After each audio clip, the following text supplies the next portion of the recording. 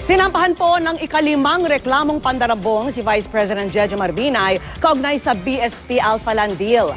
Dawit din sa reklamo ang 16 na opisyal ng Boy Scouts of the Philippines. At nakatutok si Ivan Mayrina. Isang linggo bago ang nakatakdang paghahain ng Certificate of Candidacy sa pagkapangulo, inihain kay Vice President Jejomar Binay ang ikalimang plunder complaint laban sa kanya sa ombudsman ng dating kaibigan na si Ernesto Mercado. Base sa reklamo, maanomalya raw ang ginawang pagbibenta ng 1 hektaryang property sa Makati City na pag-aari ng BSP sa Alphaland Corporation. 600 million pesos dapat ang nakuha ng BSP sa joint venture na ito, halagang hindi pa raw natatanggap ng BSP hanggang ngayon. Kinonvert yung joint venture into sale for 600 million ang napunta sa Boy Scout.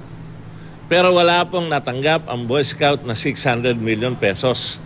Papel ang natanggap ng Boy Scout na di umano naka-invest yung 600 million pesos ng Boy Scout. Wala nga natanggap ang Boy Scout kahit 5. Hanggang ngayon, walang natatanggap. Na ito ho, sa Senate hearing sinabi ko na dapat ito mga 3 billion na ngayon.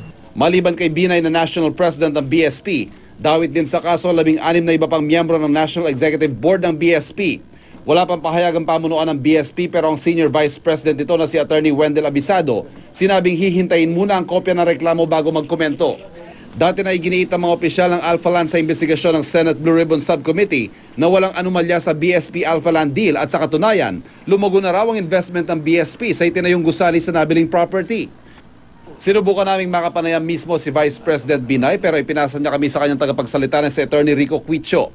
Sabi ni Quicho, si Mercado raw ang dapat kasama sa reklamo na siya raw nag-ayos ng joint venture. Kung meron nga hong di umano'y nanghihingi at magkaroon ho ng personal na benepisyo ay si Mr. Mercado po.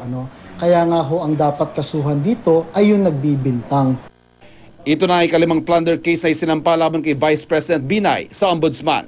Ivan Mayrina, nakatutok, 24 oras.